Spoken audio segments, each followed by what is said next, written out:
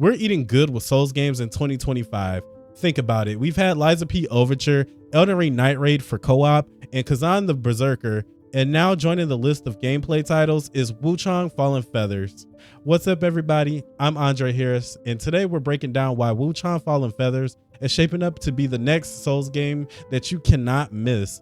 We're going over the game's lore, its combat system, what it brings to the table in terms of replayability, and a few moments that kinda was unlikable. But hey, if you're new here and you're enjoying this content, hit that like and subscribe button. Nonetheless, let's dive into it.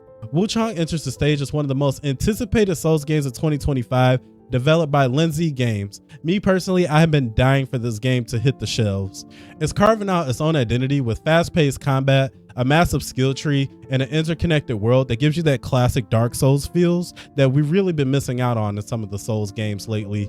But here's the twist, it's far from perfect. There are a few pretty jarring difficulty spikes and dips in the game, and a few boss fights that feel unnecessary punishing. And trust me, I get what you're thinking. Isn't that normal for a Souls games? But trust me, the boss fights in this game sometimes, not always, but sometimes can be undesired.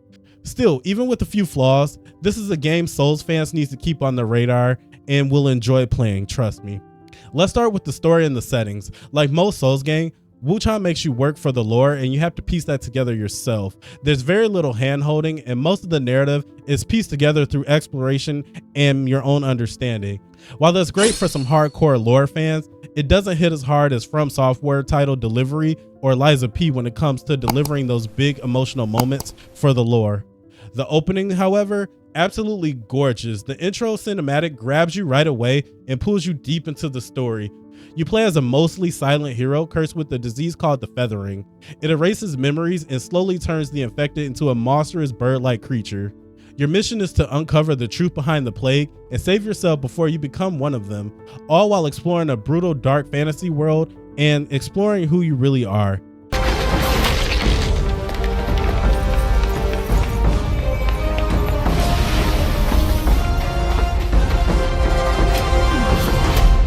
Now here's where it stumbles. There's way too many characters that disappear for hours only to reappear later like nothing happened. We're talking about 10 hours later into the gameplay after they've been long forgotten about. NPC dialogue can also be weird because it throws out random name drops without explanations, which can break immersion. If you're into reading item descriptions and piecing together lore, you might love this, but if you prefer direct storytelling through cutscenes and dialogue, it feels very disjointed.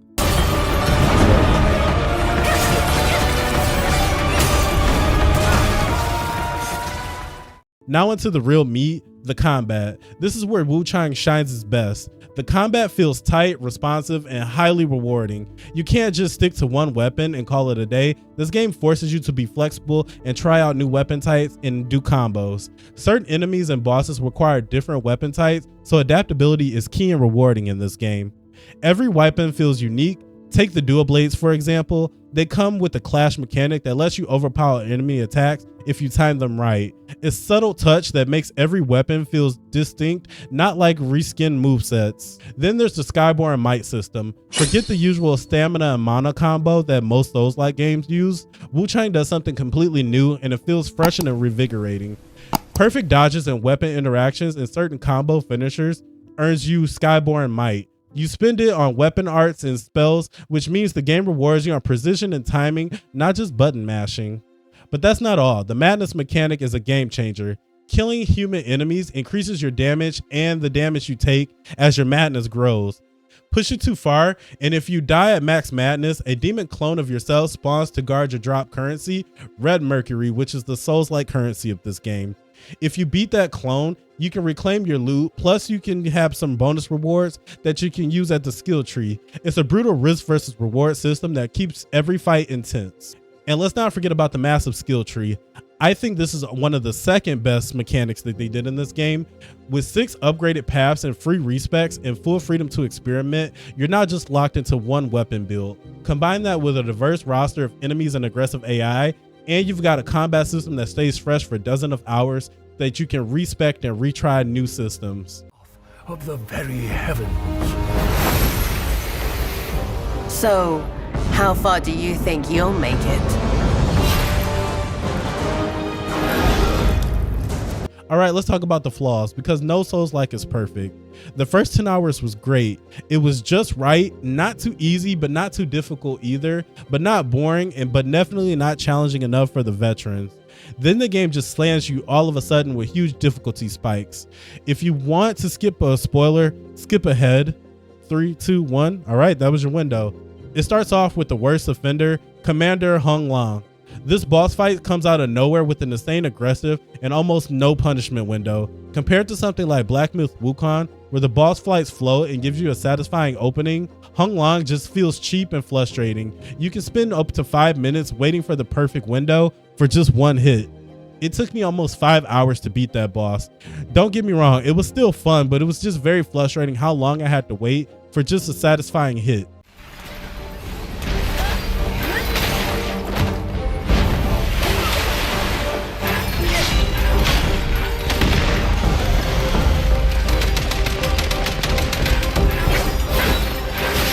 And it's not just bosses, there are too many mimics. There was way too many jump scares. 1 minute you're walking and there's a pot that jumps at you, then a tree, then a shrine. Almost every single little thing turns out to be a mimic, and it was way too frequent. It almost feels like the developers were trying to play a prank on us. It was fun at first and it was like, okay, but the more frequent it became, the more annoying it became. After the 20th time in a row, it just felt way too overdrawn. Now let's give credit where credit is due. The world design is stunning. You start in a vibrant Chinese-inspired village that is absolutely beautiful. Then as you progress in the game, it descends into a horror-themed zones dripping with atmosphere. Every area feels handcrafted with layers of secret shortcuts and hidden paths that takes 2 or 3 playthroughs to fully explore and get the world map down. No 2 playthroughs should be exact alike with the interconnected world. As far as side quests, the classic Souls style of vague, cryptic, and easy to miss is all in this game. You'll need multiple interactions with the certain NPCs at the right time, or you'll lock yourself out of quest lines and maybe even certain endings that you're pushing for. Love it or hate it, this design screams replay value and practically demands a new game plus run to make sure you didn't miss anything. So the final verdict, Wuchang Fallen Feathers is a fast-paced dynamic Souls-like with incredible combat depth, a brilliant skill tree, and a hauntingly beautiful world, but is held back by a few major flaws like unbalanced difficulty spikes, overly punishing boss mechanics that rival Elden Ring. Wuchang Fallen Feathers is a fast-paced dynamic Souls-like with incredible combat depth, a brilliant skill tree that rivals Final Fantasy X, and a hauntingly beautiful world, but is held back by a few major flaws, unbalanced difficulty spikes, overly punishing boss mechanics that rivals Elden Ring, and too many cheap scares with the mimic mechanic. Even with its flaws, this game deserves a spot in your Souls-like collection.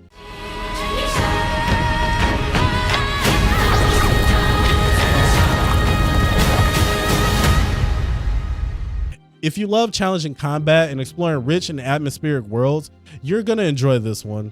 So what do you guys think? Is Wuchang on your list of must plays this year, or are you guys gonna skip this one? Drop your thoughts in the comments, smash that like button, and subscribe for more content. If you want to catch me live, I go live every Monday, Wednesday, and Friday at 9:30 Eastern time. Until next time, stay safe, stay smart, and stay alpha.